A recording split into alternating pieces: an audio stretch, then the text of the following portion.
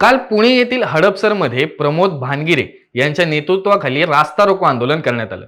तब्बल 25 वर्षांपासून वाहतूक कोंडीचा प्रश्न मार्गी लागत नसल्याने शिवसेनेच्या शिंदे गटाकडून रास्ता रोको करण्यात आला. यामध्ये शेकडोंच्या संख्येने शिवसैनिकांनी रस्त्यावरती उतरून प्रशासनाविरोधात जोरदार घोषणाबाजी केली. पुणे शहराचे शहर प्रमुख श्री प्रमोद नाना भानगिरे यांच्या नेतृत्वामध्ये आज मुंडवा केशवनगर या परिसरातल्या वाहतूक कोंडीबद्दलचं रास्ता रोकोचं आंदोलन घेतलेलं होतं. विरोधक काही प्रश्न उपस्थित करतात की सरकार तुम्ही का रस्त्यावरती बसताय. मुख्यमंत्री आमचे झालेत मागच्या 1.5 वर्षापूर्वी.